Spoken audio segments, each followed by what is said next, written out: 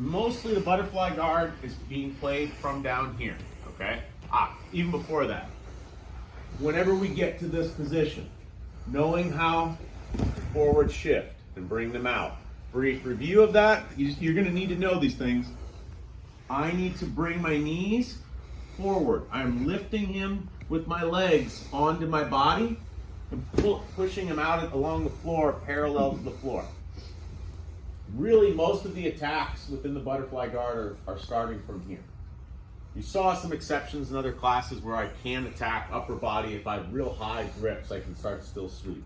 Once we get up here, your two main attacks, if he's got a relative amount of engagement, is one, looking to go for a guillotine. Whatever kind of guillotine you like to do is fine as long as it chokes people.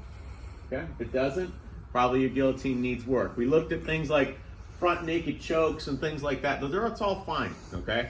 You can just use the same thing that you've learned in like foundations from here. It'll work, all right?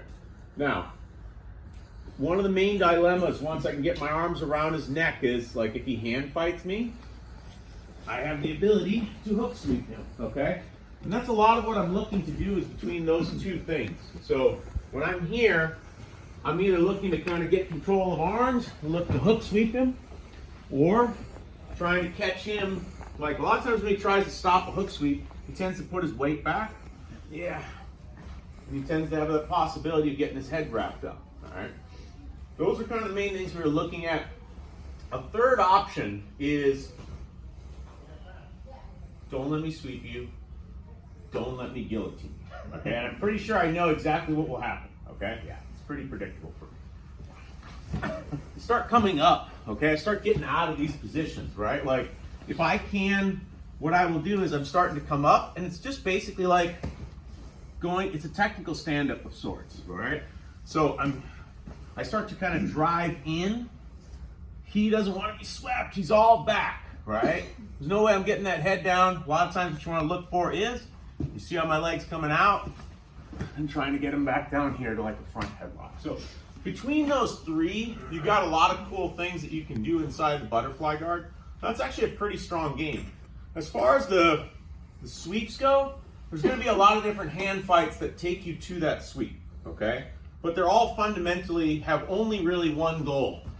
All the hand fighting, the goal is to put his head over his elbow to the side that I want to sweep him. Once I have that, if I achieve this, my ability to sweep him is there.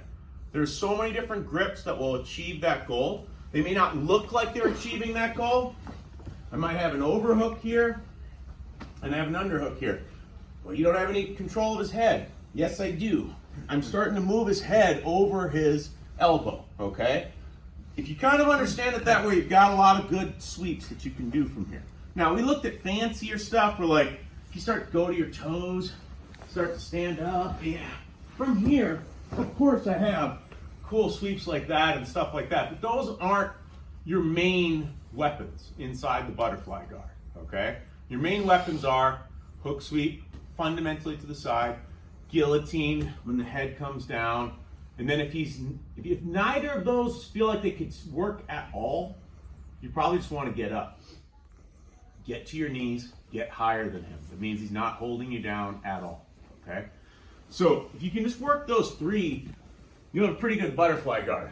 You can work in that forward shift, and whenever he knocks you down, be able to get him off of you, even better butterfly guard, okay? But you don't necessarily need to know how to do 20 different moves from there. Just being kind of good at timing those, right? Those are your main things. So we're gonna look at a new entry into the butterfly guard tonight.